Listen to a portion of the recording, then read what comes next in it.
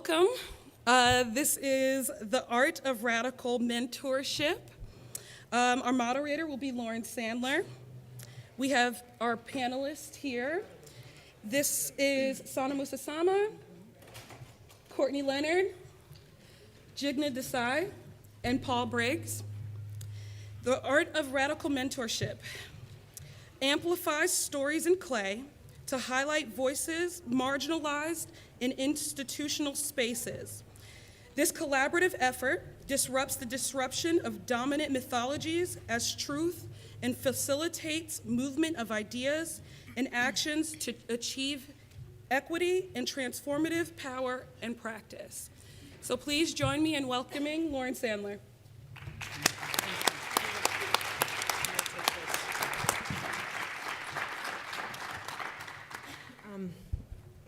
We're going to do it from here, if that's all right, so rather than use that pedestal there. So, good morning, everyone, and is that good there? You can all hear me fine? And thank you, Ashlyn, for the introduction and also for the work that you do as one of the student directors at large on the NCECA board. I'll start by just saying how grateful I am to be here today and to have this opportunity to be in dialogue with the people here on the panel and also in conversation with the community of all of us in the room. This panel, for me, came about from really a desire to connect and to support one another. And I think that the act of coming together is really part of that radical mentorship that we'll be talking about today. As we begin, I want to respectfully acknowledge the Dakota and Anishinaabe on whose territory we stand today, and the Ho-Chunk, who have historic territorial claim to the land as well. And also to extend gratitude to the people who clean and care for this building, the people who built this building, and all those who have been displaced from where we are, the individuals, communities, and generations, those enslaved or exploited against their will. I also want to acknowledge the communities in our lives, our friends, our family, our neighbors, our coworkers, our teachers, and our students whose support and guidance allows us to be here today. To all of those whose invisible and visible labor and love supports us to be here, and those who are not in the room at all. So each one of us will talk briefly first about our ideas of radical mentorship, and we will then engage in a dialogue amongst us around some questions that we put together as a group. After which we'd love to hear from those of you in the room who would like to share their thoughts or have some questions for us as well. So what is radical mentorship is a question I think a lot of us are getting. The art of radical mentorship is a collaborative effort in which mentorship functions as a conduit of knowledge and experience between teachers and students and seeks to amplify voices that are often marginalized within institutional spaces. This process dismantles hierarchies, disrupts the distribution of dominant mythologies as objective truth, and facilitates movement of ideas and actions to achieve equity and transformative power and practice. Radical mentorship investigates the mechanisms of institutional oppression and seeks tools of change through understanding history, legislation, policy, and social justice to make clear the past and current practices of perpetuating and readdressing disparities. Student debt, access to health care, and legal status can dictate student decisions. 36% of college students suffer from food and housing insecurity, and 10% of college students are homeless. Radical mentorship transcends classrooms and canons. We seek or we ask who is not in the room, who tells the story and what stories are not told. We look for cultural context to understand content and examine the imposition of narratives through power. Too often we see structural inequity locate the problems and solutions to economic exploitation, racism, and cultural power imbalances on those most vulnerable and most affected by these disparities. This system indicts communities, privatizes social services, and commodifies support to maintain privilege. Our current climate defunds public education, strengthens corporate universities, and maintains a system of 73% contingent faculty with no job security and few protections for academic freedom, training students for unavailable positions. Instead, radical mentorship addresses the foundation and maintenance of the university and settler colonialism, slavery, labor exploitation, and corporate imperialisms. Of the 5,000 students, or college graduates rather, polled for the Strata Gallup alumni survey, 47% of alumni of color said they had a mentor on the faculty, compared with 72% of white graduates.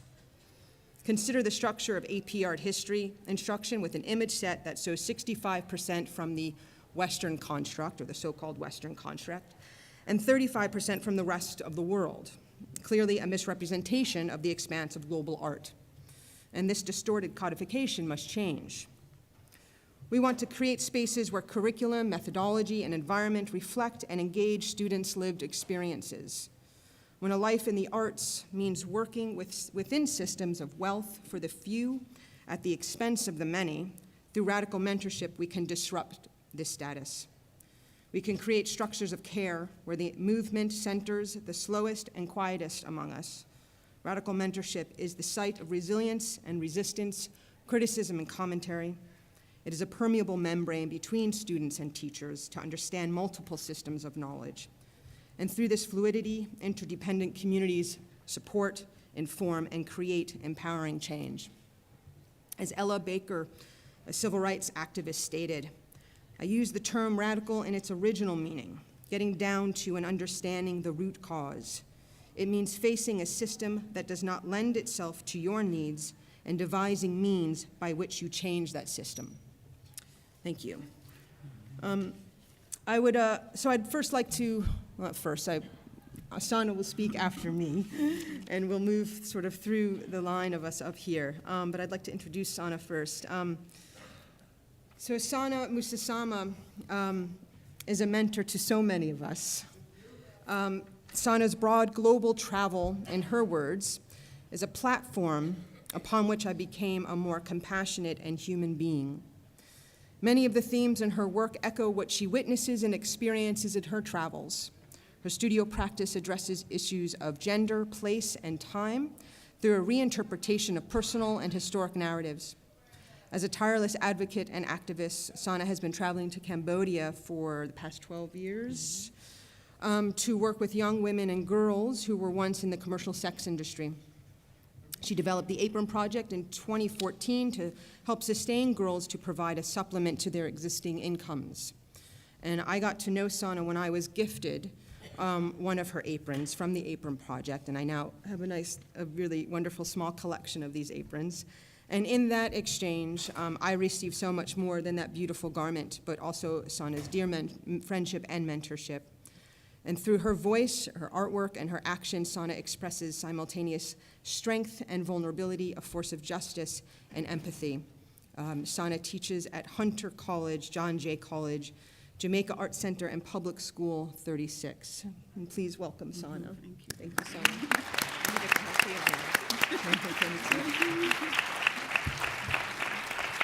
So, good morning, everyone. I'm a little hoarse. As a woman and solo traveler around the world, I seek the comfort of women and little girls. They keep me safe in their cultures. They guide me through their lives. They teach me their mother tongue. They love me, and I love them back. I watched their lives very, very closely, and I saw difference, radical difference. And sometimes that difference is heart-stoppingly painful.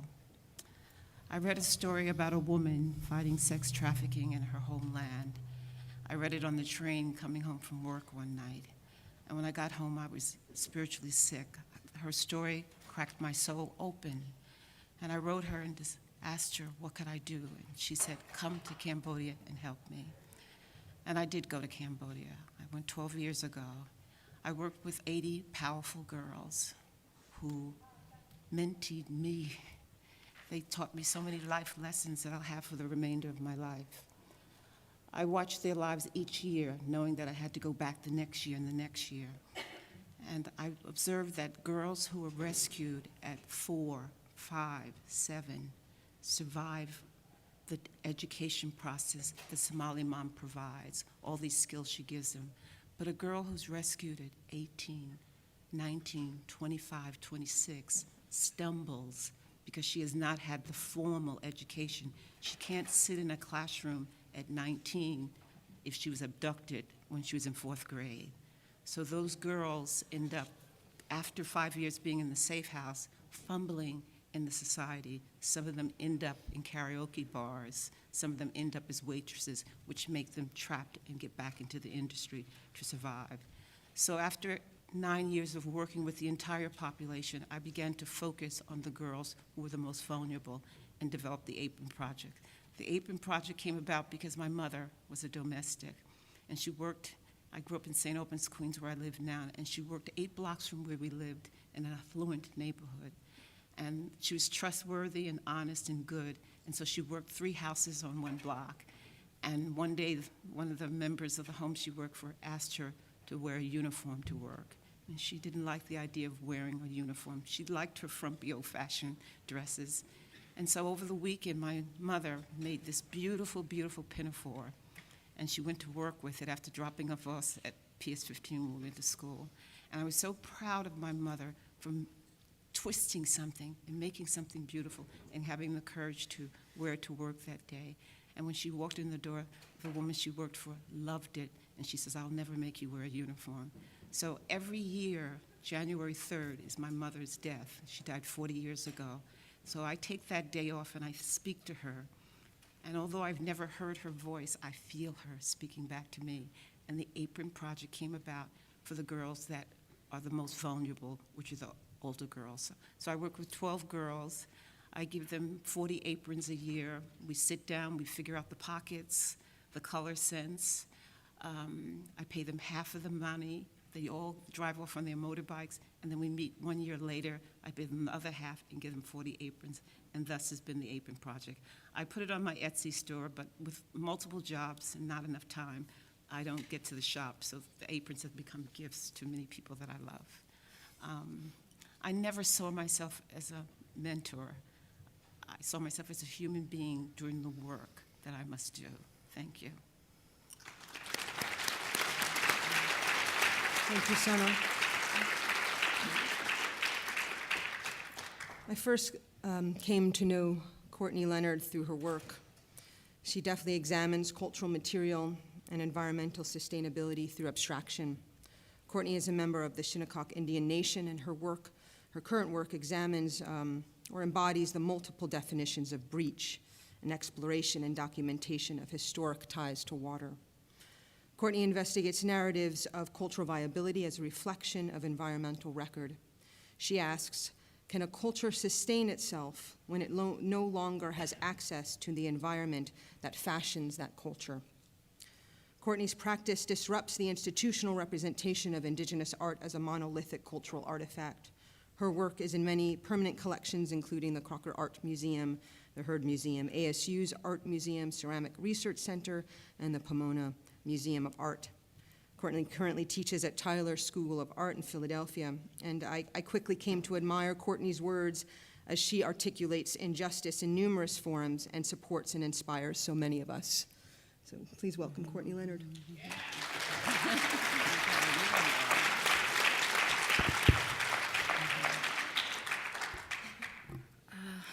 Hakame, hello, Tabutni, thank you for allowing me to be here today. I'm Shinnecock from Long Island, New York, or Long Island, New York, if you wanted to test me out. And I think I wanted to switch this up a little bit. Rather than reading what I wrote, I think I wanted to talk about why I investigate English. English is a second language to our community. We don't have a fluid speaking language. And my work is about looking at this kind of imposed law, this imposed language, and really thinking through it. With English, we have multiple different definitions of entering into a word. And it's really dependent on us what power we give the weight of that word and which direction we take it.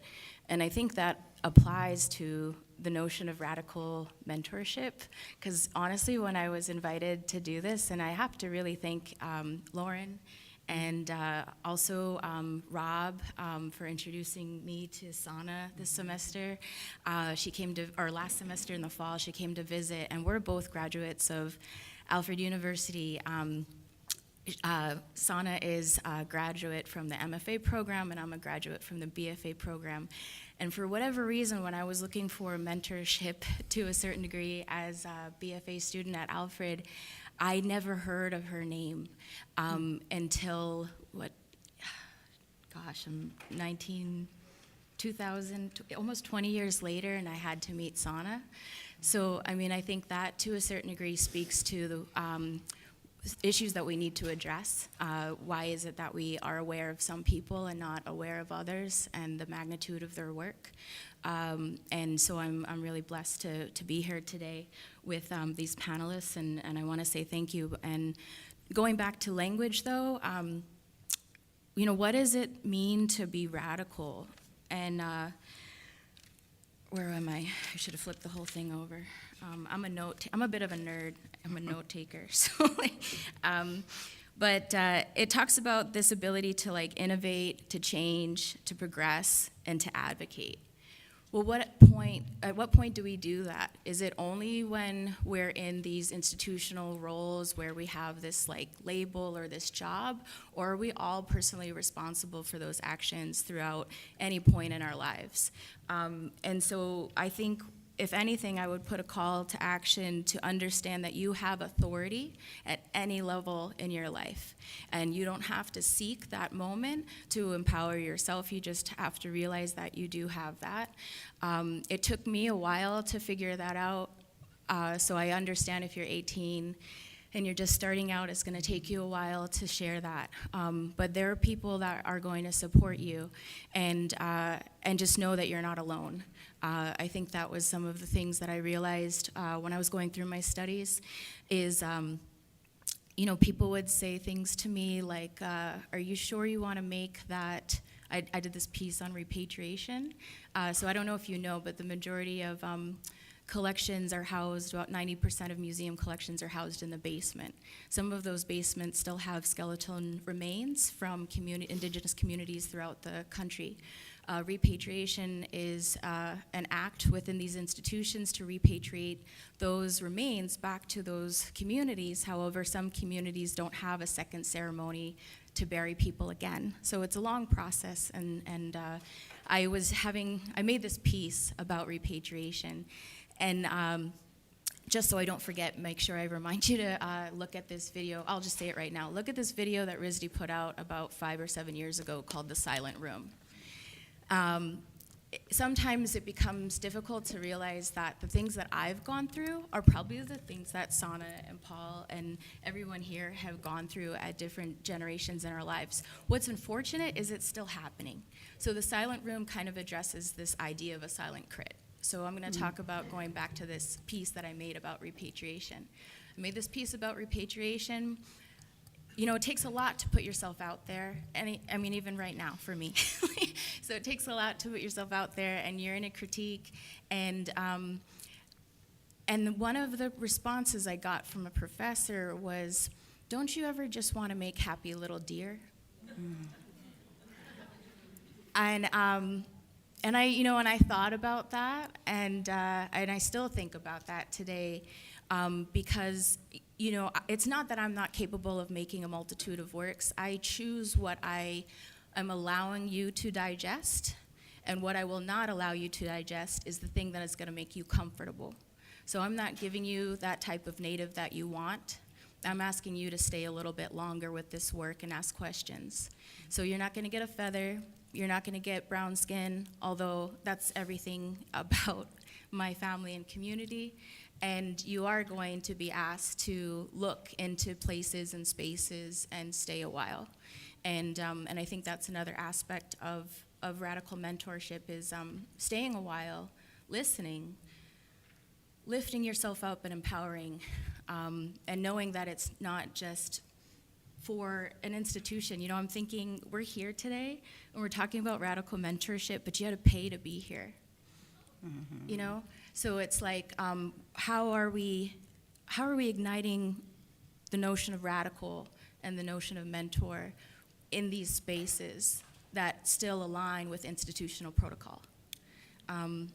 So I guess I'll leave it at that because I can go on forever, but I'm really looking forward to listening. I'm going to practice some listening a little bit more, and thank you for allowing me to be here today. Thank you, Courtney.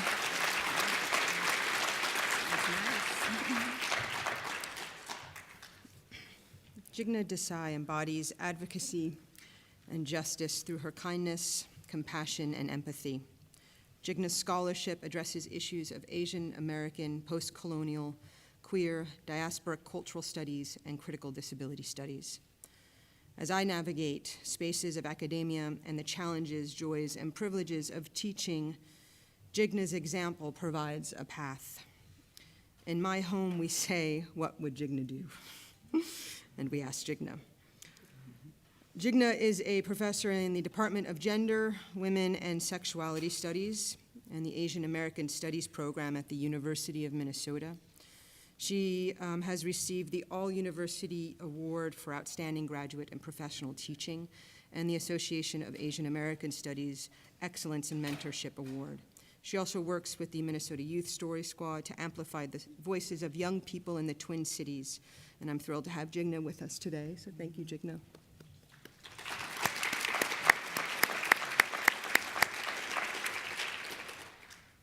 Start with my gratitude to Lauren for bringing us together so we can all learn collectively from each other. I don't even think the mic's on. Let me make sure okay, it's on. Great. I think a great deal about mentoring, and I'm honored to be able to think through the various morphologies and shapes it takes with Courtney, Zhanna, Lauren, Paul, and you all today. The last thing that Lauren mentioned is the Minnesota Youth Story Squad. I co-founded it with my colleague, Carrie Smolkowski. Minnesota, as wonderfully Midwestern as it is one of the most racist states in the country. We have one of the largest racial educational equity gaps in the nation. And this is very striking because it impacts so many communities, African American, Latinx, Southeast Asian refugee, Native American, Somali. And our communities of color, and especially our youth of color, in so many ways are experiencing the ways in which there's a disinvestment in education, public education, higher education. And this is not a surprise to many of you. We don't need to just look at the last scandal where folks are paying $500,000 in order to get into private colleges, Ivy Leagues. It's been stacked for a long time between enrichment, SAT prep, tutoring, whatever. It's stacked so that those who have continue to have more. Those who had a little bit are losing that little bit, and those who didn't have access are losing one of the biggest pathways that we've had in this country for class mobility, or and more importantly, for access to certain ways of knowing. And education has been a violent process for many youth in this country, whether it is the quote-unquote boarding schools where Native children were taken, whether it is the school-to-prison pipeline. And so intervening in these spaces as they get continually privatized through charters, through kind of the neoliberal modes that are going on with increase in student debt, it's K through 12 as well as high school. And so our project starts with 8th graders knowing that transition from middle school to high school is a very difficult one, knowing that middle schoolers are a hot mess of identity, social justice, what's fair, what's not fair, what is everyone else thinking and doing, and a clear sense of who they are and who they want to be in those early formations. And so we start with them asking basically 2 questions. Who are you? What's your identity? And what do you want to change in the world? What social justice is important to you? And we have our undergraduates, who often first-generation students, students of color who come from some of these communities, work with middle school students every week, working on what is your story, who are you, and what do you want? And we go in there and work with them all spring semester And we have right now going on with them a cardboard artist who is making cardboard armor to talk about what do you need protection from in this world? What do you fear? How do you need to go through the life? When do you need to be camouflaged? When do you need to fight? When do you need to defend yourselves? What are your fears? And they're making armor and playing while they do that. And so art, we have the spoken word artists come in, and at the end they make digital stories about what they want to change. And this, for me, starting in 8th grade, I'm an immigrant, and there was never a place where our stories were being told, whether it was a story of children with disabilities, whether it was immigrant children, whether it was children of color. Those stories were not told in schools, and if there weren't those stories being told, there certainly weren't any mentors who were going to help bring about those stories and facilitate them into the classroom. And somehow, I've had the privilege of working to transform what is appearing in a classroom, whose stories count, and how do they matter. So a lot of what we do in 8th grade is to start that project and then continue on in 9th grade. We want to follow them 9th grade, 10th grade, and so on. But it comes from ethnic studies, it comes from feminist studies, that we must care for each other, that we must care about the stories that are not absent, they're unheard, they're unlistened to. That's not the same thing. Stories have been told for a long time, but they're unlistened to, and they're silenced, and that's a difference that we need to talk about. So for me, mentoring, it's very hard to extract it in so many ways, in the way it's understood, from the institutions in which we're inhabiting. The youth we work with will tell us that school is like prison, that teachers are like cops. And I can be very ambivalent about helping them, not about navigating that, but creating a space for them to continue rather than smashing it down and building anew. And that's partly what we're trying to do in a different way. And I think about that at the university as well. These systems, these institutions perpetuate the status quo. So if we think about radical mentoring as a process for disruption, then it involves challenging the very institutions that enable some of that mentoring.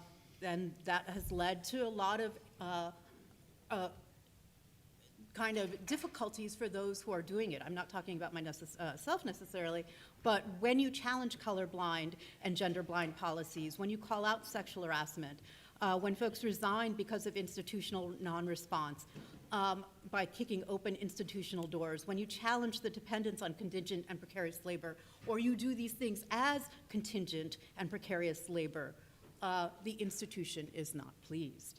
And so radical mentoring must disrupt the violence of institutional standard operating procedures as they continue to differentially harm those who are already vulnerable, marginalized, and oppressed. So for me, mentoring isn't about creating mini-me's. It's not about creating superstars. It's not about even, in some ways, passing down knowledge. I think radical mentoring is, and if you look at the word mentor, it comes from when Athena, the goddess Athena, came down to mentor Telemachus. And Telemachus, if I remember correctly, was Ulysses' son, right? Odysseus' son. And she had to come down and say, Telemachus, Penelope's suitors, your mother's suitors are out of control. Go search for your father. So she had to cross-dress, come down, and kick him in the ass. And I kind of think of mentoring like that. You need to make some change. There's a lot of going on that's totally wrong, and it's time to make transformation possible by not abandoning or neglecting the things that need to happen. But I think mentoring also has a cost, and I don't mean just in the institutional sense. There's a lot of burnout people feel, and what happens, I think, in this contemporary moment is that a lot of care labor is transferred to people who are mentors, activists. The state has increased its violence, but also abandoned people. Racial capitalism continues to marginalize folks and erode the kinds of structures that we had. And we do rely on a kind of squad care, taking care of each other. But at the same time, capitalism speeds it up, so there's more to do to survive. So how do we balance the kind of care we need to take care of each other to survive? Because this path isn't sustainable. And the ableism and the capitalism that undergird it really need to be addressed. At one point, I actually had to schedule my bathroom breaks into my calendar because it was so packed. And I realized that was dysfunctional in a way that I really could not sustain. So right now, at the top of my to-do list, it says pee and drink water, right? And so when we get to that stage, we know the system is broken. And I think part of it is that we need to pay attention not only and nurture other ways of knowing that critique, tear apart, but also re-envision the ways we can be together and care for each other. Because at this rate, I think we are all heading toward that kind of burnout, slowly, surely, and some folks are already living at those margins, putting things together with incredible resourcefulness, resilience, and have for centuries. But in that sense, I think we really need to pay attention. So I think the last thing I just want to say is that in understanding care labor as being very important, I want to recognize that it's an intellectual act. It's not just an act that we do on the side, because it's always feminized, but it's an intellectual, creative, and I think in some ways transformative way of thinking and approaching the world. So, thank you.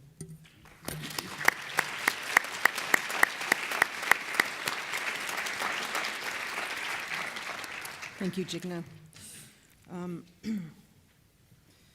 As a fellow pincher of clay, Paul Briggs drew my attention with the technique he refers to as pure pinching. This mindful practice creates an object in one sitting, a tangible expression of a contemplative moment. The act of pinching, as Paul describes, followed him along an expansive journey through studying education theory, art education, and theology. His work joins skilled handwork, scholarship, and spiritual practice. Consequently, Paul finds art making as a means of equanimity and transcendence. He also has a series of work addressing incarceration's impact on Black lives. Paul teaches ceramics, art making as spiritual practice, and art education at St. Olaf College. And tonight at St. Olaf, I think from 7 to 9-ish, is an exhibition, the opening for an exhibition called More Than That, Diversity Within Diversity, that's curated by Roberto Lugo. And Paul, Courtney, and Zhanna are in that show, along with a number of other wonderful artists. Some of, I believe, are here in the room today. And the work challenges assumptions frequently imposed upon artists of color and represents the diversity of discourse in multiple communities. So hopefully many of you will be able to make it out to that tonight. So please welcome Paul. Thank you, Paul.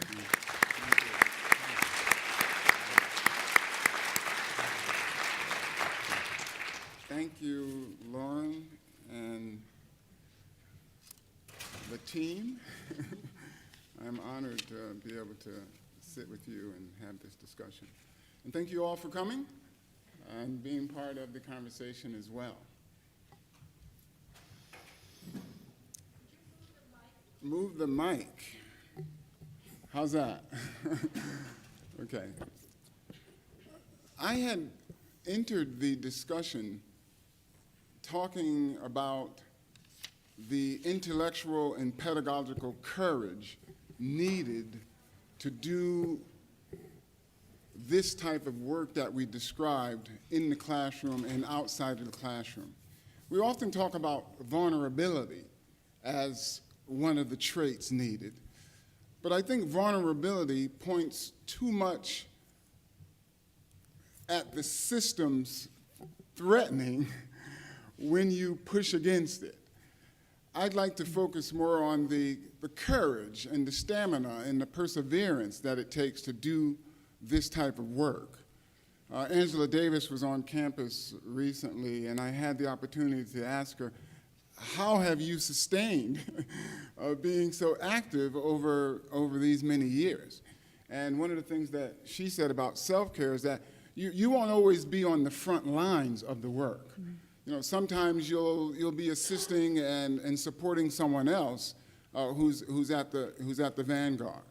And so, while I think it is very important to help students understand how to make subversive objects and how to make objects that are disruptive, that confrontational ceramics, I think it's also important for students to figure out how you become a person who can absorb such teachings.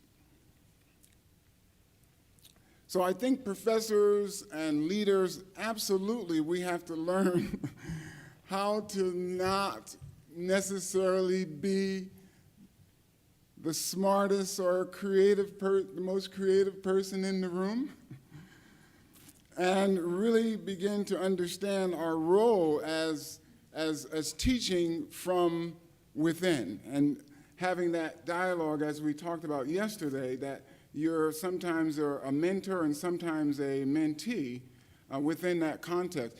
I love the concept of the kung fu, the kung fu approach, where if any of you remember the series Kung Fu, where, you know, Grasshopper, you know, when you can snatch the pebble from my hand, it's time for you to leave.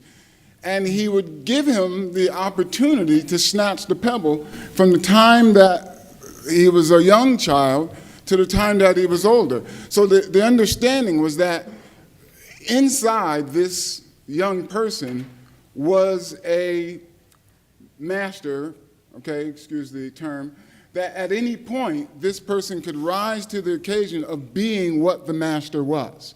So to always approach your students knowing that at any moment, or potentially, that they already have what it is you're trying to bring out of them. So absolutely embracing creative struggle, the acceptance of creative practice of others is of course vital to being a radical mentor, but also being a radical student. So Corita Kent, one of John Cage's teachers, said, "Be self-disciplined. This means finding someone wise or smart and choosing to follow them. To be disciplined is to follow in a good way. To be self-disciplined is to follow in a better way." I think there is a art star mentality impeding our students today. I think somehow in our discussions that we're somehow trying to, that something seeps out in our teachings that makes students believe that they can take the elevator to success. You know, that the achievement that they're looking for, the growth that could be in their work, that you do have to take the stairs. Benjamin Franklin said that art was long, meaning it would take a while to really come to this fruition in your work. Hokusai, as you remember in the beginning of his manga, said that, you know, when I was 20, you know, I could make a line here and there, and you know, when I was 40, I could make a few lines that were meaningful. But when I'm 60 years old, then I'll really be able to make a contribution, okay, to the field. And I'm not trying to impede anyone. I mean, if you're at that point, you're at that point. What are you going to do? A woman shared yesterday that, you know, she sat down at the wheel, and within a time of like 6 months, her professor was saying, "Are you sure you hadn't done this before?" And there are always those people that really just kind of get on my nerves.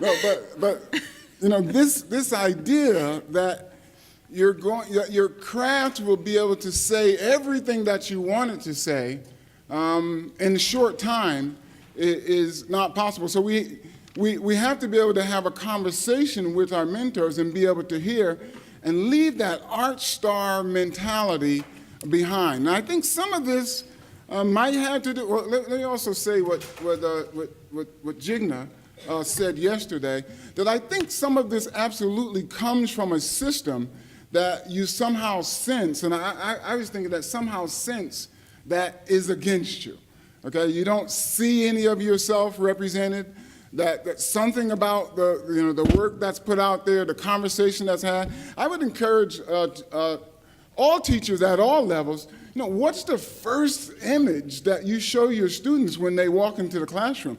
We hear Jigna working with students at that young age, to prepare them to be able to think about how do you concretize this philosophical place that you go to in your head. And I don't think when many of us started in this that the goal was to be an art star, right? It was something more internal, and especially as I think about my thinking about art making as a spiritual practice, as being able to find flow experiences in your work. I'm pretty sure we've all come to that place where you don't know what time it is, you have forgotten to eat, you don't go to the bathroom, you don't do all those things because you are just in that flow place. The work has taken you away, and we probably started being in that place when we were very young. And then suddenly, that particular flow and labor that we put in that didn't feel like labor because it was such joy, suddenly someone begins to pay attention to the fruit, to the fruit of that meditative work, and now we are drawn to something else, right? The work begins to take us to a different place. So I don't think we can lay this on students, however.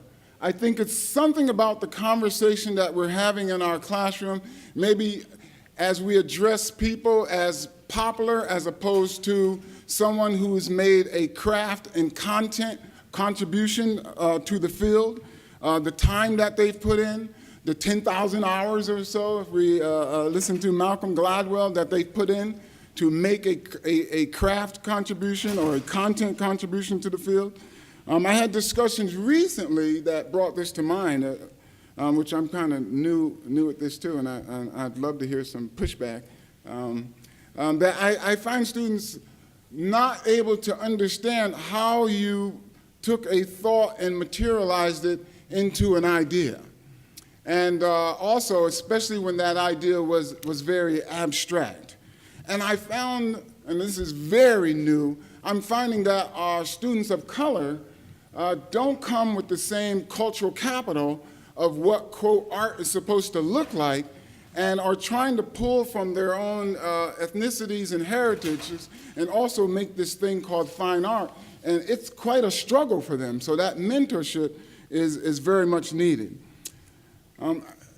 This is very recent. A student was admiring the cups of Anne Currier over in the exhibition hall and began to talk to John Gill about the negative space. And John Gill says, no, wait a minute, no. Anne Currier's work is actually, over the years, has been about perceived space. So just those kind of little conversations make a big difference. And also that conversation about, I got questions recently about where does this work come from, and why are you doing it?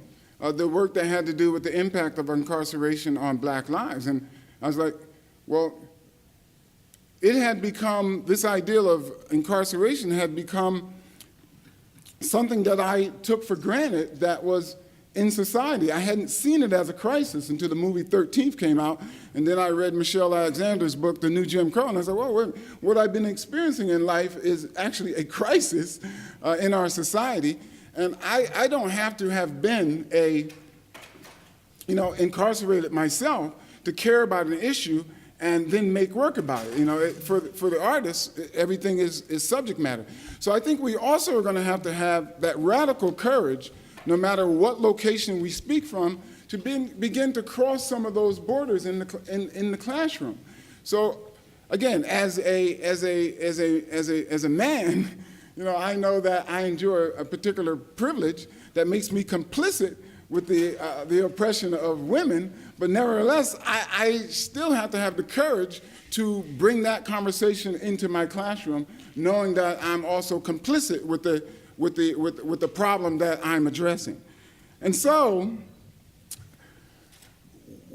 I think some of this comes from social media also, this art star piece, where you don't really get to know the artist in depth. You just kind of see the work and hit like.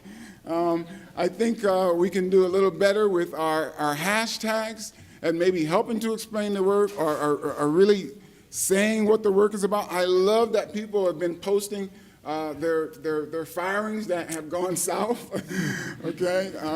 Opening up the kiln to pieces that have been destroyed. I like that we're saying. And then people respond, wow, I'm so glad that this happens to you also. Well, it happens to all of us. So understanding what the work is about, where it comes from, radical leadership and mentorship, also may need to push back against this ideal of fast ceramics. We know nothing is fast about ceramics. You rush and you bust. In the classroom, we can slow down and create lenses for seeing that are not simply about beauty and making, but also about the socio-cultural and economic facts that make that work beautiful in a specific way. Thank you so much.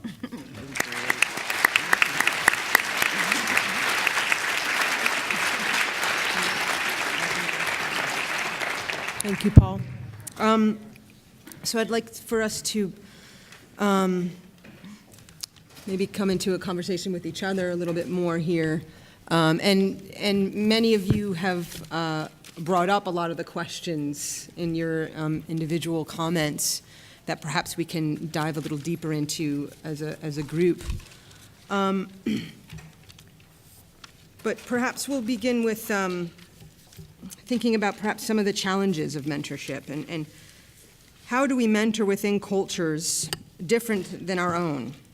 And how do we mentor in a way that is not imposing our value system? Can I speak to that? Yeah. I had an experience just came back from Cambodia 9 weeks ago. And so in my packing, I thought to myself, why don't I take some toys to one of my girlfriends who was once the maid in the hostel that I stayed in. So she came and picked me up, and I went and met her year-old and her 6-year-old beautiful little children, and I had the toys, and so I presented the toys to the little boy, and he said, "Kiam po tat." He said, "What is that?" And I said, "Pa, toy." And he picked it up, he smelled it, and he tossed it aside, and then went to an adult wheelbarrow and played with it for the rest of the day.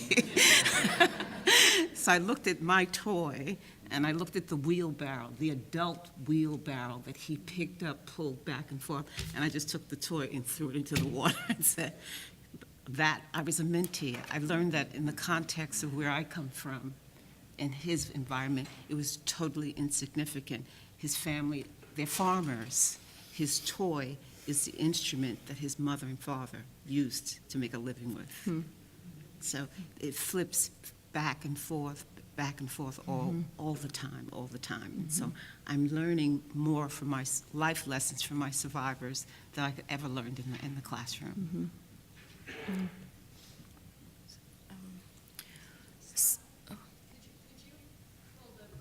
Sure. So we talked about like fluidity and transformative and lots of really great words here. I wanted to talk about the fact that I am from one nation of over 565 plus nations in the country.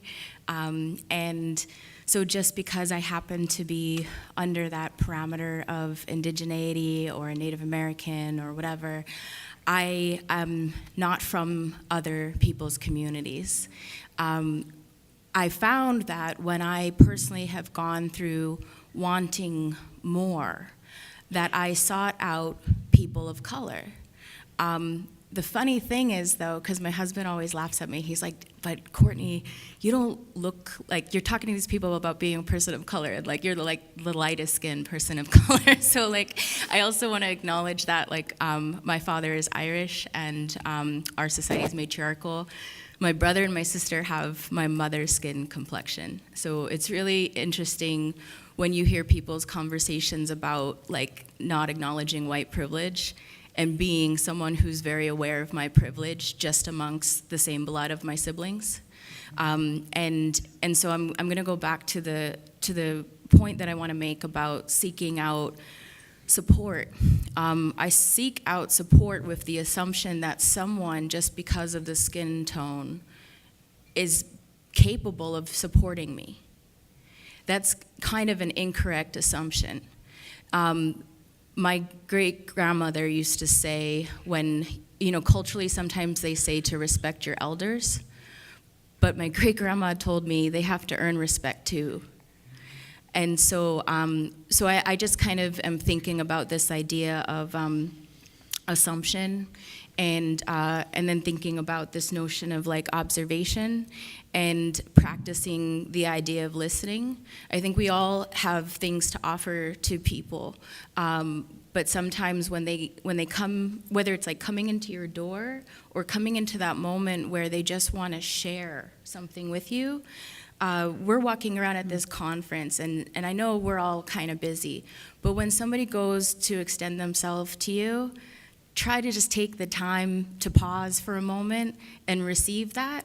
That is that action of radical mentorship, right? That's the most radical you can be, is to just be present. So don't assume and listen. It's not necessarily the weight of the people of color, because we screw up too. So.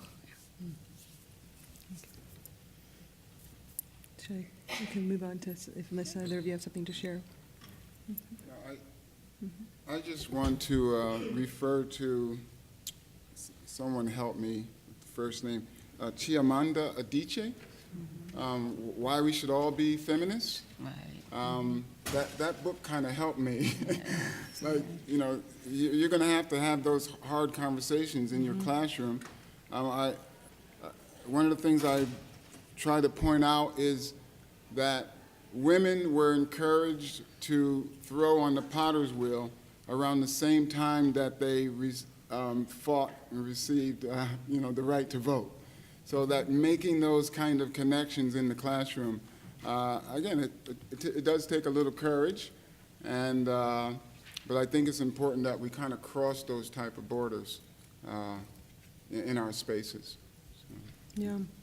Yeah, and I think that also, I think of my role as a teacher, particularly with teaching ceramics, and it's so much of a material with such a vast history that every culture in the world has a relationship to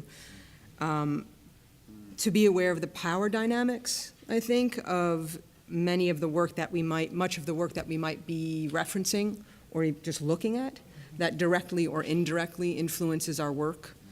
And I think something, Paul, that you said when you were speaking about this sort of context, this social, cultural context of the objects that we might be looking at, and really considering our relationship to that, which is going to be different for every one of us.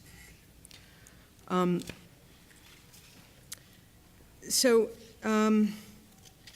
establishing an authentic exchange between mentor and mentee, I think that we need to think about the precariousness of life as a student, life in the arts, life in academia, and we've kind of touched on some of these a little bit already.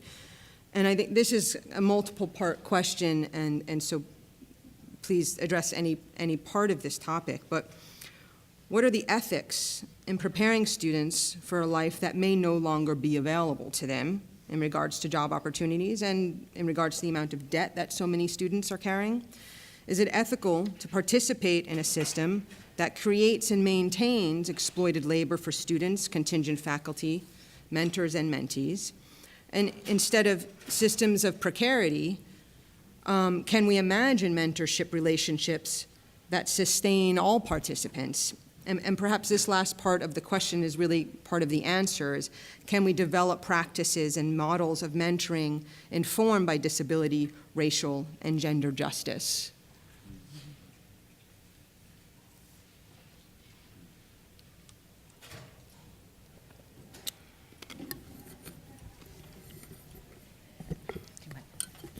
So I think a lot about the ways in which our students, especially, I teach at a large land-grant state university, and the rising experiences of housing insecurity, the ideas around food insecurity, et cetera, student debt. And I think what Paul was trying to, capture for us so much in that idea of an elevator is that we live in a culture where we do have to, at some level, traffic in an economy in which clicks matter, in which visibility is all about getting a kind of currency that is on social media to capture those 15 minutes of fame, whether you're a Kardashian or an artist, it's still getting eyes on you. And for people growing up in an economy in which the future is really insecure, it may seem like the only pathway they know and understand. And I think providing a critique of the institutions and the systems that create that, because they're very seductive. It's very easy to become Instagrammed and Instagrammable and manage yourself that way. And it's very hard not to, in some ways, participate. And I think what the larger context is in terms of what are we mentoring towards? What are the larger goals beside quote-unquote professionalization or a job? But what are the larger goals that we want to imagine? And I don't dismiss the anxiety of students around their futures, the indebtedness, et cetera. In fact, I think that's very real. Mental health crises for youth from 10 to 34 are high, right? There is so much mental health support lacking in spaces where they're most needed, which is where a lot of our youth are. And so I try to think about then what are we mentoring towards, both in the institution to transform it, or to transform spaces so that they are inhabitable, but also to mentor our youth, our students, to survive, to rely on each other, and to imagine different goals, that the energy that goes into getting clicks or creating kind of pursuing a star, kind of status may seem like the reward, but it isn't, and it's also unending because those 15 minutes fade and the clicks go away, and it's kind of a dream you can't chase all the time. So trying to think about where we put our energy, both in transforming the institution, which continues to perpetuate this, and also building things outside of it, building ways that we create to be sustainable for those who are in that room and those who aren't there either. Yeah, Malcolm, before the talk, we were talking about what radical mentorship looked like, and he brought it. Malcolm Mobutu Smith, he brought it right down to earth and said, sometimes we just have to be radical in how we, you might have to help me, radical in how we get students to see what the pathways are to getting into graduate school. For applying for shows and for doing all of those things, that we may have to be radical. And I was hearing sacrificial in the time that we give to make that happen. I look at the work of Roberta Lugo also, and just bringing people in, just constantly trying to bring people in and show them and introduce them to the field and introduce them to others and get that network going. We always have. It's always just a different atmosphere, when all the people of color get together in one room and just begin to share. And I think we'll know our work is done when we're all in the same room together and we have that same kind of feeling of not being vulnerable. and not worrying about that. So I really love the way you word that type of anxiety that students have. So. I was just thinking of ways to practice extending community. So, like, for me with my Instagram, it's really like a mishmash of my whole life, and I find it to be my public journal. I have practiced like a community practice that I grew up with, which is acknowledging people. So you can take a photo and then tag them, and in that way, I'm saying thank you. You know, I'm kind of saying I acknowledge you, and that's how I can maybe switch it up a bit, like empower this action. I do believe that I am not an example of coolness in terms of publicness, but what I always think about is false truths, like this idea of we need to be honest with one another. That's the only way we're going to empower one another. So when you do share those posts about your work, I think it's interesting within the field of craft and ceramics that often to a certain degree, depending on the conversation, it comes with this idea that your touch has to be amongst all of the work. And when we look at some of our rock stars and the way that they are perceived within the world, we are not acknowledging that their work is no different than Damien Hirst and 5,000 Butterflies. There are many hands involved to create this idea. We don't tend to share that truth because it's almost like, let's not talk about that in ceramics because our hands must touch everything. But that is a false truth, and we need to kind of work on that, because if we worked on that, then our younger people would know how much it takes to create this illusion. But that illusion is also a truth. So it's like this balance of false truth.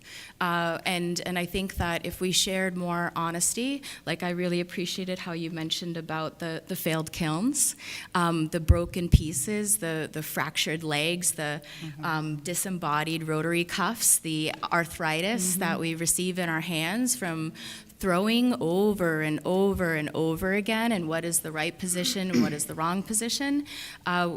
You know, those are things that we need to push forward a little bit more and acknowledge that there's nothing wrong with that is a part of the practice. That is a part of our skill set, and that is a part of how we're going to advance the field. So, yeah. I would like to add that in my 12 years in working in Cambodia, I've had my low points of wondering how effective I am in the work that I do. How can an apron save a girl's lives? And then I hear this echo from my mother that lives are not saved in bundles. They're saved one by one. And Ren, who is the manager of the Apron Project, was sold by her mother at 12. Sopira, her daughter, is 5. She will not sell her. Somalia has also taught me that the girls have to have many, many, many dreams, not just one. And it's helped me with working 40 years in my material and still emerging that I have to embrace other dreams. And the other thing that I think is also important is that we can do the work of the heart, but we also have to build institutions that maintain the work that goes beyond us. And I struggle with that because I'm just me, and I don't know how to build bigger and still hold on to my love of making ceramics as well.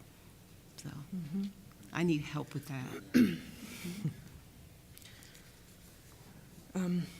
Perhaps that can kind of lead us into talking about ways that we can transform institutions a little bit more. And so this is kind of another multiple part question. So how do we teach students, and also how do students educate teachers to dismantle systems of inequity in the art world and in educational spaces? And how do we generate and perpetuate legacies of action when institutions are primarily seeking to replicate themselves rather than transform themselves? And to add to that, I think this was brought up earlier, when and how does one work to transform the institution? And when does one create things outside the scope of the institution, which some of you are doing in different ways?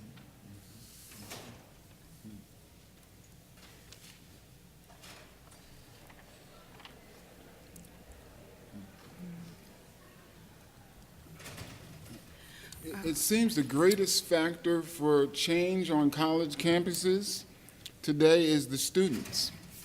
You know, students are sitting in, having protests, writing letters, sending out blanket emails. I think the students, and I think once the students begin to do that, they need to be able to find allies among the faculty.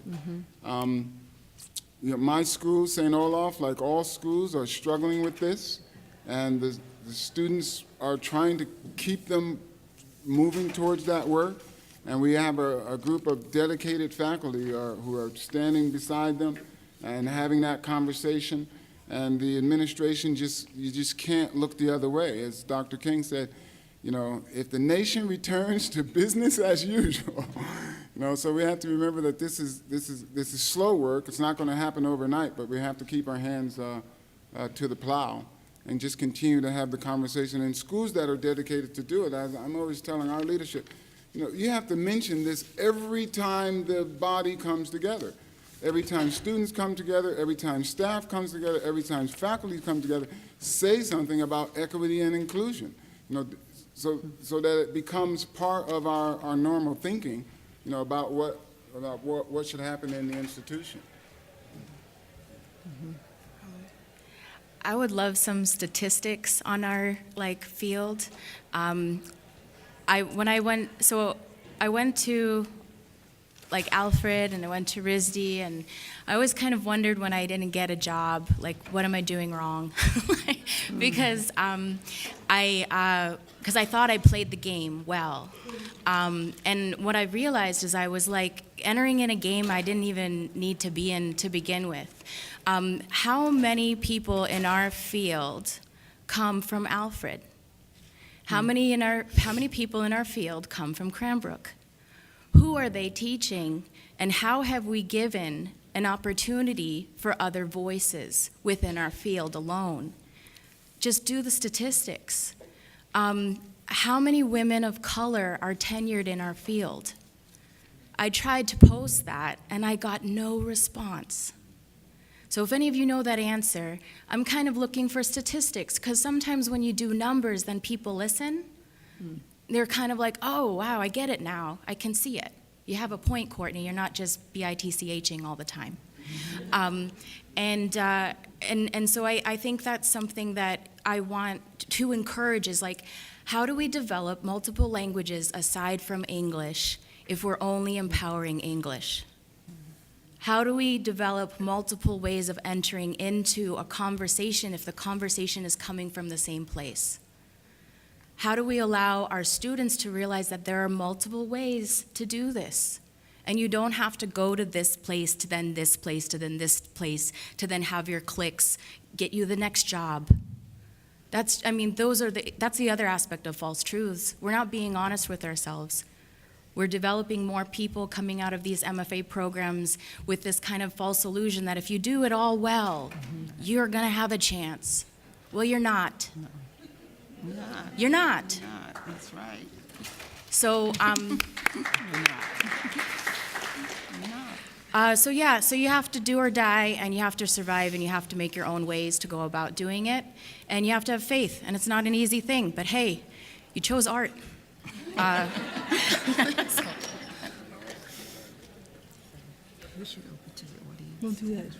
It's come to the point where I really hate the word diversity, right? If the word diversity is in the email, I kind of want to say, no, thank you. I'm not going to come to your invitation, panel, meeting, conference, whatever it is going to be, because that word within institutions means, can I add you +1 so that we can have a brown person, black person's, person at the table? And so that just, I was like, let's just talk about reparations. Maybe that would be the better frame we start with. And so that's, So let's talk about what your knowledge is based on and who it's stolen from. Let's talk about who built these buildings. Let's talk about these very different conversations about the fact that when you claim the knowledge that is being made within these spaces, there have been other hands, other minds, other bodies, and other things that have contributed to that that are not about the person who's there. So we did actually have a symposium. I'm part of I co-founded a group on campus that is all the ethnic studies departments, gender, women's sexuality studies. We go by GWiz. It's a lot better for us. And they wanted to collapse us into one unit, and we formed race, indigeneity, gender, and sexuality studies, Briggs, instead, so that we could be bigger. They wanted to take away the 6 seats at the table and make it one. And so that's their version of diversity. So Briggs just had a symposium last year on reparations. What does it mean when the building was built by slave labor? What does it mean when it is on indigenous land, and so on? How do we actually think about restorative justice? And what are the practices that we have to do in order to restore a certain sense of justice? Because we owe so many who are not in the rooms in which these conversations are happening. And there are small practices, and I think Courtney was getting at like very concrete things of like who you promote or what you promote. I have a citation practice where I'm like, I will cite graduate students, junior faculty, untenured people, scholars in the community, people of color, queer, trans folks, before I cite tenured faculty, dead faculty, a lot of different scholars. I will cite quote unquote down. Because I need to lift the voices who have less privilege than I do. How do we then make the institutions also think about restorative justice? And if we framed our knowledge in art making as always, in some ways, this phrase that I've used before based on a conversation between Jessica Campbell, who's Métis, who is thinking about honorable thievery. Is Jessica Campbell? I'll have to. Sorry, I can't remember the conversation. But Helen Hoy talks about it. It's honorable thievery. That our knowledge is stolen in many ways because we don't acknowledge the conditions that make it possible, the people that it's dependent on. And so if we're going to be honorable thieves in this work, as we make all kinds of knowledge and art, then we also need to be accountable to those we have stolen from and continue to rely on in so many ways in the spaces we are at.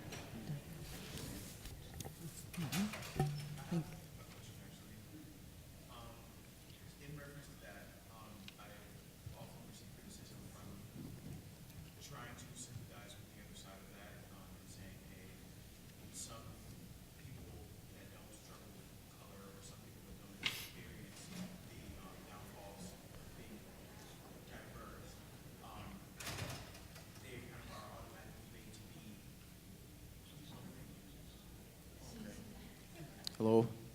On here? Okay, so my question to you is, how do we involve the other side of the people in that conversation of reparations? And within the art community, we have lots that don't know what it feels like to struggle with being black, or they don't know what it feels like to struggle with being a minority, and they're automatically made to be like the bad guy in some cases, and not, how do we acknowledge them as relevant and still let them have a place in this and not be so pushed to the outside before they even have a chance to know what the issue is? I think that's a great question. One thing I think about, and I'm sure you all have responses too, is I try to talk to my students about what, especially my white students, about what did you not learn? What is it the privilege denied you access to knowing? And aren't you sad and mad that you didn't have, you've been narrowly put into this frame of reference and knowledge, and you only know this? Aren't you sad that you don't know the richness of the world around you? And what are you going to do to unlearn that? And if you think about it metaphorically, you were given a bank account that somebody put money into. You didn't earn it.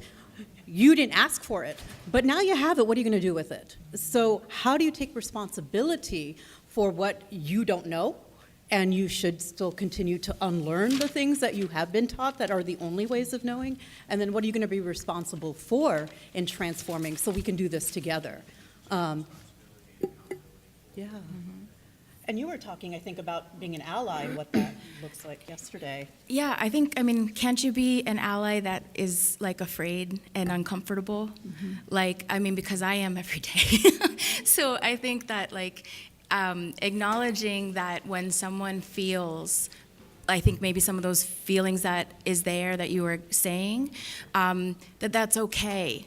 And then like, let's go from here, right? So at the same rate, I am a little bit concerned about who gets to tell our stories. And I don't personally feel that allyship is someone telling a narrative that is not their own. Not at this point. I think that if we can allow people who come from those narratives more equity in the field to share that, then we can bring in the other allies, right? So is an allyship taking the place, or is an allyship standing alongside you or even behind you? Yeah, you know, let's get our stories out a little bit before people start being the representative of those stories so they can help us get the word out. We can do it ourselves, you know?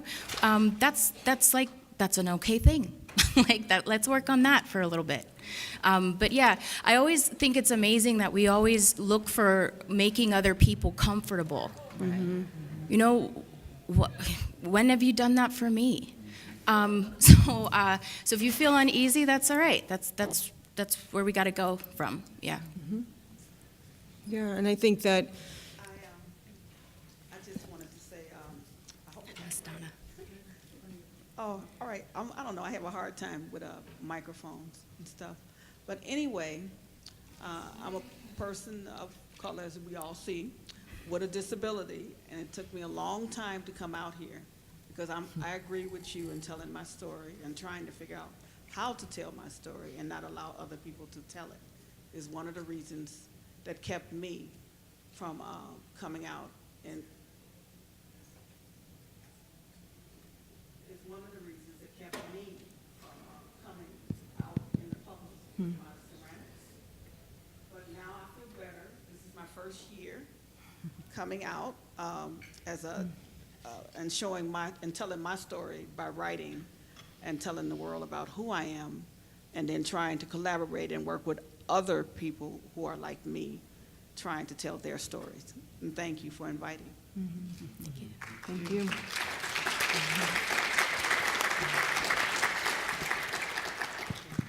I think it's very much also, I find it's my responsibility as an educator to address the mythologies that many of us have been brought through within this sort of, if we're talking about ceramics, this canon of ceramics.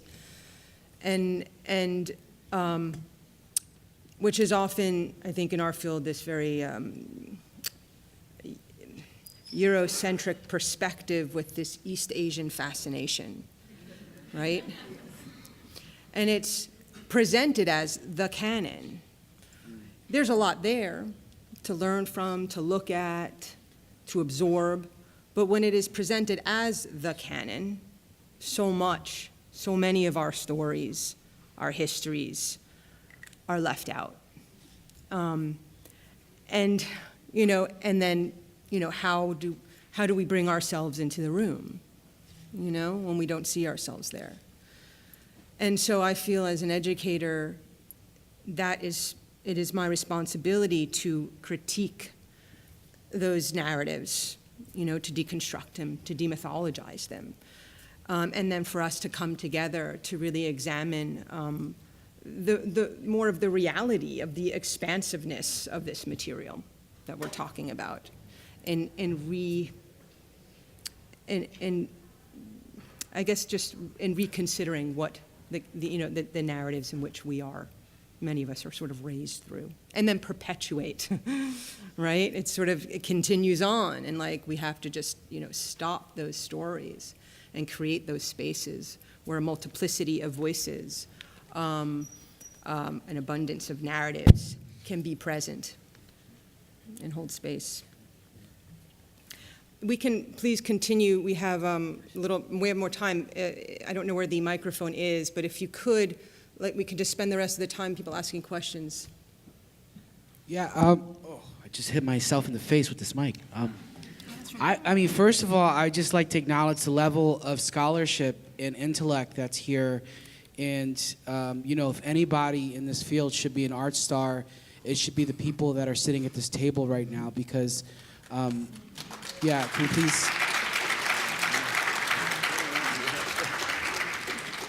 And I think you are. And I think one of the things that I'm curious about is sort of, you spoke a little bit about the egalitarianism of mentorship, how it's not sort of an age thing, it's not a top-down thing, it's sort of rhizomatic, And so my question to you is, one of the things that I see or that I feel as a person of color, I mean, it's also really great that you spoke a little bit about self-care.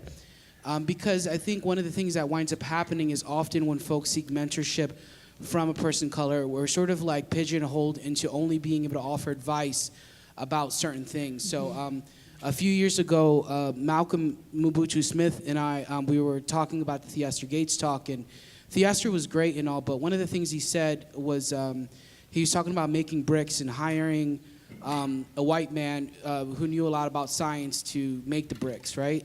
And we were talking about like why can't it be a person of color? Like why are we sort of seen just as sort of having conversations about social constructs and not about technical aptitude or material science and all the things? Because the folks on the stage are not just scholars, but they're also like master, makers of things, right? And so what I'm curious about is like, in terms of your self-care and when you're offering mentorship,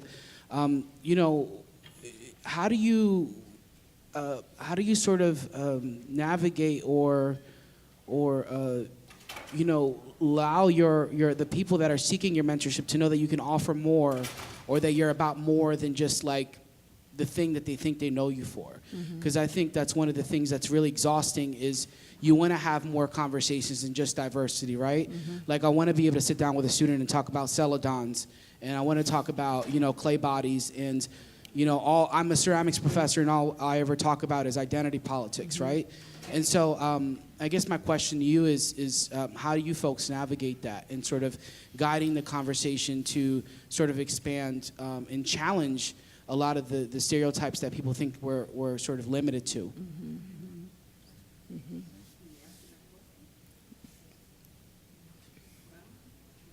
Can we get the microphone over? Thank you.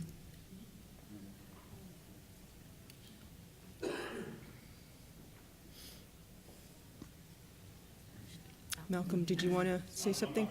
Okay. Okay, gotcha. Thought you were going to. Does anyone here want to jump into have a response to that? This year in Cambodia, I go for 6 weeks, and I spend all 5 weeks with the girls, getting up at 7 in the morning and working until about 6. And I never really get tired like I get tired here. Am I exhausted for being on the train 5 o'clock in the morning and going up and down the steps with luggage and stuff? I never really get tired there. I'm energized by these survivors who have given me so much. But this year I got sick for the first time, and I laid down while they sewed around me. And then I looked up at Rin, and she looked down at me, and I said, this is supposed to be a vacation for me too. And so I said, one day I'm not coming in. I'm going to stay in my room, and I'm going to look at TV, something I never do in New York. And she looked at me, and she said, no, one day we go to the mountains. And so what we did was we gathered their mothers, and I met their mothers for the first time. Their mothers who are also survivors, their mothers who are victims of the Khmer Rouge, and we went to the Gold Mountain. We spent the entire day. And so just reminding them that, yes, I'm here for you 6 weeks, but let's stop one day and make it a sauna day. And so that's something I'm going to incorporate more. But it was getting sick this year in Cambodia that made me realize that I needed a sauna day. And also looking at the beautiful images, Sid, that you sent me when you were traveling in Italy, I think, And I realized by looking at your images, I'm not on vacation in Cambodia. I'm working my ass off. So I thought to myself, this is my 12th year. I've been back 8 weeks. Next year I'm going to go. The next year I'm not going. I'm going to make the girls work without Zhanna. I'm going to make them work without me. I'll never not go back, but I'm not going to go back year 14. Yeah.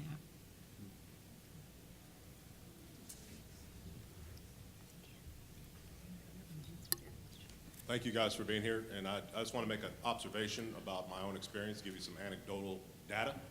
I've been teaching in universities for about 25 years, and I thought my mere presence would be a beacon for people of color.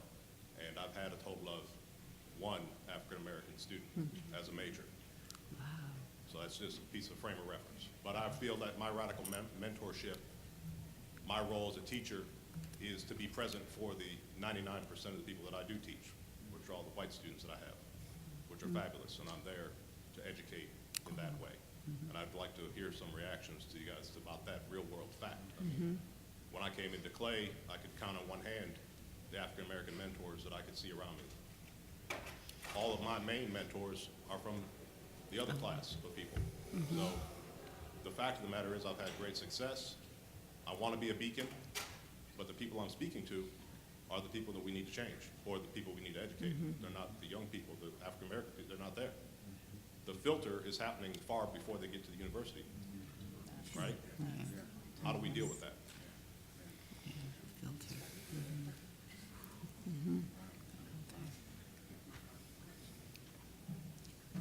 Hi, thank you. I just wanted to say, listening to all of you up there, it's hard not to notice how you are speaking about very mindful practices in your own lives and how you have encountered yourselves and faced yourselves and your demons and how to exist as a human. And I think to go back to how do you teach glazed chemistry and then also care for the human in front of you? It's learning how to care for yourself. And I hear that healthy dialogue within every one of you, where it's like practice and being present and just having the integrity to say something and the courage to have voice. And I think that this is what we do when we create art anyway, right? So thank you for your words. And more so, thank you for your own practice in your own lives and your own transformation. Hi, I'm Sid Carpenter. I teach at Swarthmore College. And this is in response to Roberto's question about... Just point it, yeah. Just point it. Okay. How about that? Yep. Okay. I'm responding to Roberto's question. I teach at a small liberal arts college. Primarily, the population is majority Caucasian students. And I think that just my presence, of course, is that first step. Being there as a woman of color, of a certain age, all of those things, because that shatters some expectations and stereotypes about who should be in the classroom. And I find that the students are very, very much surprised often, but gratified that I am there and that the knowledge that I'm imparting, the stories that I tell, the experiences that I present to them, in that way, that fosters that kind of change that we're looking for in terms of the expectations of a majority population, about their expectations about who they assume to be a minority and where knowledge comes from. Who has knowledge, who has the facility, has the experience to bring that knowledge out. So in saying that, I think that it is important that institutions, colleges, universities, make sure that they bring more faculty into their communities to represent the knowledge and experience that we have, and that it's there. It's a resource that is not being mined sufficiently in terms of who's there, who's got knowledge, and what kind of knowledge they can bring to these institutions. So I just think, once again, to make that point, is presence is key to this dilemma about ignorance among the majority population. It is just to, unfortunately, it is after 12, and I know there's other things that need to happen in this room, and the objective here, I think, is also for this conversation to continue, to not end here, for it to continue amongst us in small groups and large groups. Thank you all, and thank you and everyone for being here, and I think there's obviously a need for this to continue. I appreciate you being here. So, stay in contact, and let's keep talking about it, please. And we're here for the rest of the weekend. Thank you.